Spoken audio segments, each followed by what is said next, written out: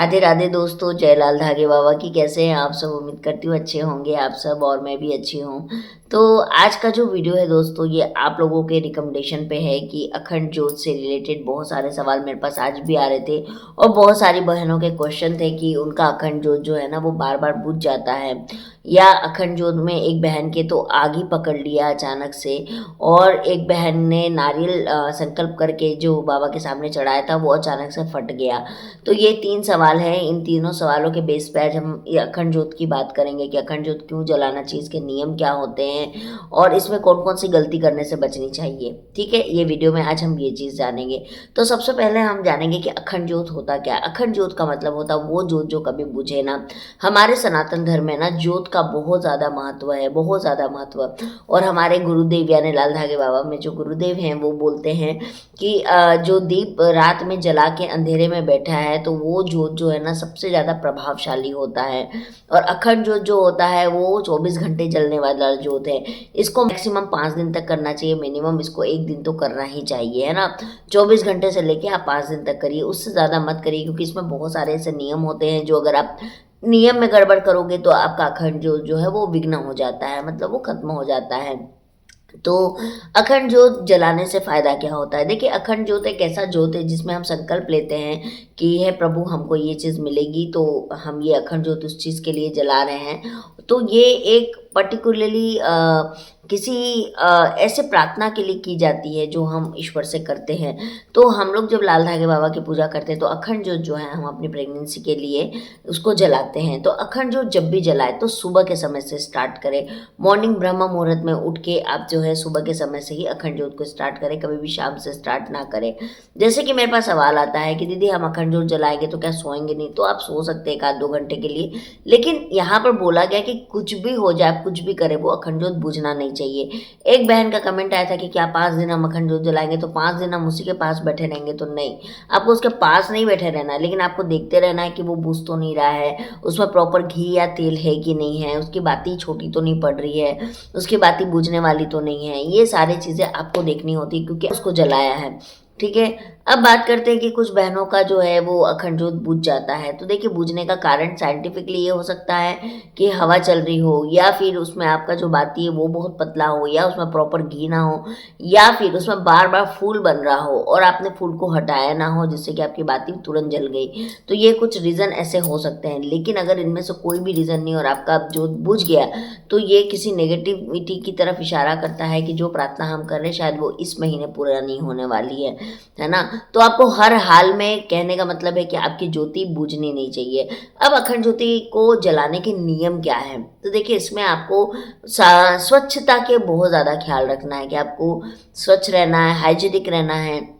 ये आपको ख्याल रखना है। अगर आप बाथरूम जाते हो तो अच्छे से अपना यूरिनरी वाला पार्ट जो है उसको वॉश करके आइए। कपड़ा चलिए आपने नहीं बदला, लेकिन अगर आप पोटी जाते हो तो आप अपने कपड़ा बदल लीजिए, नहा लीजिए। सुबह शाम इसमें नहा के ही आपको जो है वो बैठना होता है पूजा में। तो ये आप इसमें गलती मत करिएगा। और अब तो गर्मी का मौसम आ गया है तो आप आसानी से इस चीज़ को कर सकती हैं कि आपको नहा के दोनों टाइम पूजा करनी है।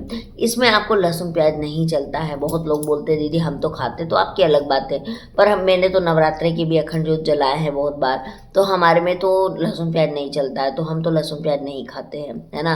आपको पता है मीट मछली तो इस पूजा में खानी ही नहीं होती है। प्लस इसमें आपको चाय और ये चीज़ें छोड़ने के लिए गुरुदेव ने पहले ही मना कर रखा है। तो आपको इस तरीके से जो है वो अखंड ज्योत को आपको इतनी सावधानी के साथ जलाना है। अब जलाना है तो आप मैक्सिमम 5 दिन के लिए ही जलाइए, क्योंकि इसमें आप अगर ज़मीन पे सोते हो तो बहुत अच्छी बात है, और आपको 5 दिन पति पत्नी का संबंध जो है वो स्थापित नहीं करना होता है।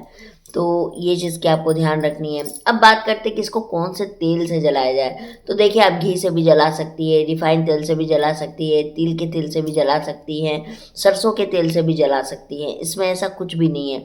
यहाँ पे ज्योत का जलना महत्व रखता है, ये महत्व नहीं रखता है कि आप क्या चीज़ से जला रही है। लेकिन सबसे बेस्ट वैसे बोला जाता है देसी घी यानी घी, इससे अगर आप जलाते हैं तो सबसे अच्छा होता है। तो आप इसको जला सकते हैं घी के साथ, या जो भी आप कंफर्टेबल है जिस तेल के साथ आप कर सकते हैं। और एक चीज़ का आपको ख्याल रखना है कि ये जब कब जलाना है। ये जोत आपको जलाना है आपके पीरियड के 5 दिन पहले से, आपको उसको जलाना है।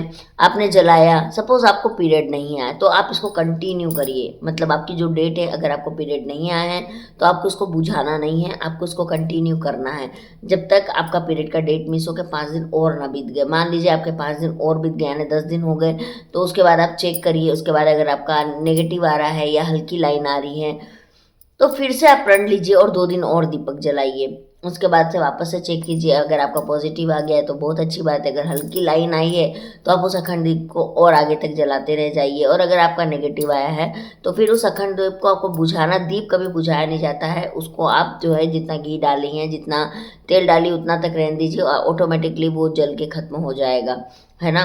तो आपको इस तरीके से इसको करना है। अब बात करते हैं कि जो अखंड ज्योत में फूल बनते हैं, इतने तरह के फूल बनते हैं अखंड ज्योत में। मैंने दिया हुआ है कि अखंड ज्योत में इतने तरह के फूल बनते हैं। और इतने तरह फूल बनने का मतलब क्या है, बहुत सारे लोग मुझसे पूछते हैं कि दीदी अखंड ज्योत में, या हम ऐसे भी व्रत करते हैं, व्रत का जो दीपक जलाते हैं बहुत फूल बनते हैं, तो फूल बनने का महत्व क्या है। देखिए, फूल जनरली ऐसे किसी के नहीं बनते हैं, है ना। फूल बनने का अर्थ ही यही है कि आपके साथ बहुत जल्दी कुछ पॉजिटिव होने वाला है, या भगवान ईश्वर आपकी प्रार्थना को सुन रहे, चाहे वो किस तरह का भी फूल बने, पंखुड़ी बने, मोर पंख बने, या जो भी बने, है ना। भगवान आपकी बहुत जल्दी प्रार्थना सुनने वाले। और आपको क्या करना है अखंड ज्योत में, कि उस फूल को निकालना है। उस फूल को आप निकाल लीजिए और उस फूल को एक डब्बे में जमा करते चले जाइए। डब्बे में जमा करते करते करते उसको फिर आप लास्ट में अच्छे से मिला लीजिए और उस खंड को आप कान के पीछे ऐसे लगा लीजिए। इससे आपको नेगेटिव एनर्जी जितनी भी हो, जैसे कि आप सपने में ब्लड देखते हैं, पीरियड देखते हैं, दूसरे के बच्चे देखते हैं, जितने भी नेगेटिव सपने आते हैं वो आपके बंद हो जाएंगे आना। ठीक है, तो आप ये चीज़ कीजिएगा। और फूल बनने का अर्थ बस यही है कि आपकी प्रार्थना स्वीकार ज़रूर होगी, ईश्वर आपकी प्रार्थना को सुन रहे हैं। और आपको बस कंटिन्यूसली रखना है, ऐसा नहीं कि आपका फूल बन रहा है आप उम्मीद कर लो नहीं मेरे तो दीदी इस महीने पॉजिटिव आ जाएगा। देखो, ये उम्मीद करना बहुत अच्छी बात है, लेकिन मैं उम्मीद से थोड़ा डरती हूँ कि जब हम बहुत उम्मीद करने लगते हैं और उम्मीद टूटती है तो फिर हमें दुख होता है। तो इसीलिए हमको वो उम्मीद थोड़ा सोच के करना चाहिए। अब एक मोस्ट सवाल मेरे पास आता है कि दीदी क्या हम अखंड ज्योत को छोड़ के कहीं नहीं जाए। तो नहीं, अगर आपको बहुत बहुत इमरजेंसी काम है तो आप जा सकती है, लेकिन अखंड ज्योत के पास में आप किसी घर के मेंबर को बैठा के जाइए, ताकि आपका अखंड ज्योत बूझे ना, उसकी केयर हो सके। जैसे हमारे घर में छोटा बच्चा होता है, हमको कहीं जाना होता है तो हम उसको केयर टेकिंग के लिए छोड़ के जाते हैं ना, कि भैया इसको कोई देखना, हम आ रहे 1 घंटे में। तो वैसे आपको अखंड ज्योत के लिए करना है। तो आपको देखिए, अगर कुछ पाना है तो उसके लिए मेहनत तो करनी पड़ेगी। आप सोचोगे कि हमको बैठे बैठे सब कुछ हो जाए, तो ऐसा नहीं होता है। और मैंने जैसे कि बताया कि मेरा अखंड ज्योत खुद बुझ गया, तो इससे घबराना नहीं है दोस्तों, इससे घबराना बिल्कुल भी नहीं है। कुछ हमारी गलती होती, नोटिस करना है हमको कि हमसे ऐसी क्या गलती हुई है जिससे कि अखंड ज्योत बुझा है। लेकिन इसमें अगर आपकी कोई भी गलती नहीं दिख रही है, मतलब आप प्रॉपरली सब कुछ कर रहे हैं, तो फिर आप एक चीज़ है कि हो सकता है इस महीने हमारी प्रार्थना स्वीकार नहीं होगी, लेकिन आपको करते रहना, हर महीने करते रहना। ऐसा नहीं कि अखंड ज्योत आपने इस महीना किया तो अगले महीना क्यों करें, नहीं, आपको हर महीने करना है। कभी तो देंगे, कभी तो सुनेंगे, है ना। तो आपको उसको छोड़ना नहीं है, छोड़ दोगे तो आपकी चीज़ बीच में ही रह जाएगी, तो उसको छोड़ना बिल्कुल भी नहीं है दोस्तों, है ना।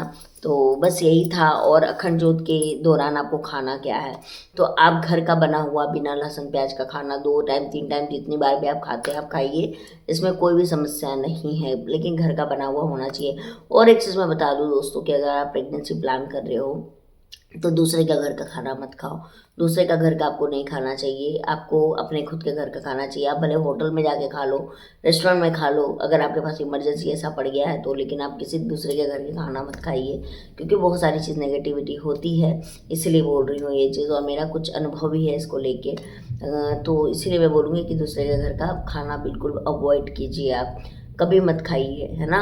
तो बस यही है। और अखंड ज्योत से रिलेटेड आपके कोई भी सवाल होंगे तो ज़रूर पूछेगा। और एक चीज़ और बोलूँगी कि अखंड ज्योत जब भी जलाइए तो तेल में एक ही बार घी या तेल भर के मत डाल दीजिए। आप उसको जलाइए, थोड़ा स्लो फ्लेम पे जलाइए और थोड़ा कम तेल डालिए, क्योंकि अगर आप ज़्यादा तेल या घी डाल दोगे ना तो भी नीचे से बत्ती में आग पकड़ लेता है ना। तो इसीलिए आपको उसमें थोड़ा सा तेल डालना है, उसको जलाइए, फिर जैसे जैसे घटते जाए उसमें डालते चले जाइए। तो बस यही था अखंड ज्योत से, क्योंकि ये सारे सवालों के जवाब मैंने यहाँ पर दिए हैं आप लोगों को। तो मैं मिलती हूँ आप लोगों से एक नई वीडियो में, तब तक के लिए राधे राधे, जय श्री लाल धागे बाबा की। और हाँ, चैनल को लाइक सब्सक्राइब और शेयर जरूर कर दे। राधे राधे।